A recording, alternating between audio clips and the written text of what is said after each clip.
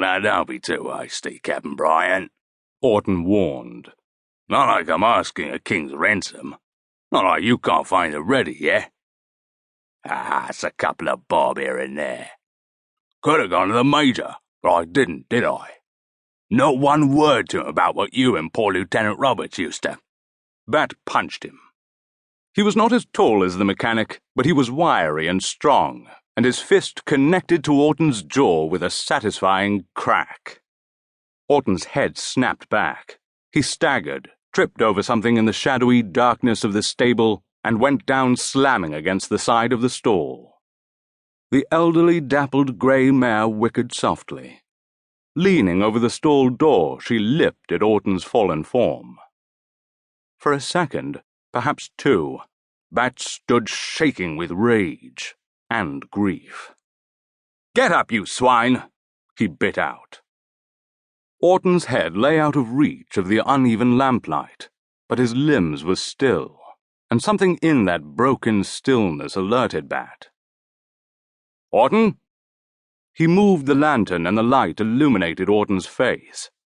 The man's head was turned at an unnatural angle, watery eyes staring off into the loft above them. Bat smothered an exclamation, knelt beside Orton's body. The mare raised her head, nickering greeting. The lantern light flickered as though in a draught. He could see every detail in stark relief, the blue-black bristle on the older man's jaw, the flecks of grey in his moustache, oil and dirt beneath his fingernails. There was a little speck of blood at the corner of his mouth where Bat's ring had cut him, but he was not bleeding, was not breathing. Bat put fingers to Orton's flaccid throat and felt for a pulse. There was no pulse. Sid Orton was dead. Bat rose, gazed down at the body. Christ, it seemed unreal.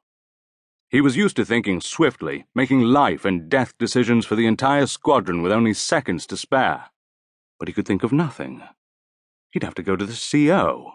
Chase would have to go to the Redcaps. Bat wiped his forehead with his sleeve. First, he'd need to come up with some story, some reason for what he'd done. And Jean mustn't be dragged into it. No one could know about Jean and him. It wasn't only Jean's name at stake.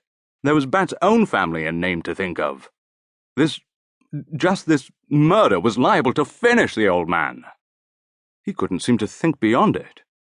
Disgrace. Dishonor. He ought to feel something for Orton, surely. Pity. Remorse. He didn't. He hadn't meant to kill him, but Orton was no loss, not even an awfully good mechanic. And Bat had killed better men than Orton, 10 at last count, for much worse reason. A miserable specimen, Orton. But you couldn't murder a chap for that. Gaze riveted on the ink stain on the frayed cuff of Orton's dishevelled uniform. Bat tried to force his sluggish brain to action. Yes, he needed a story before he went to the Major. More, he had to convince himself of it, get it straight in every detail, in case he was cross-examined. Mustn't get tripped up.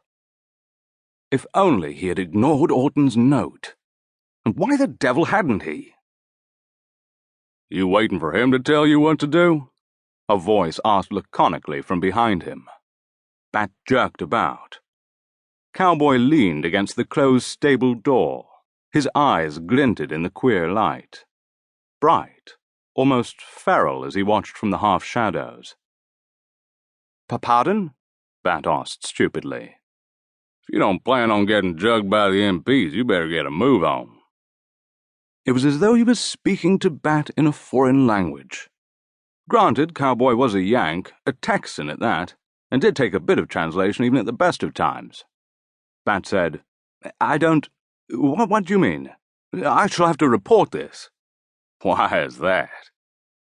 Cowboy left his post at the door and came to join him. Oddly, it gave Bat comfort. Cowboy's broad shoulder brushing his own. Together, they stared down at Orton's body.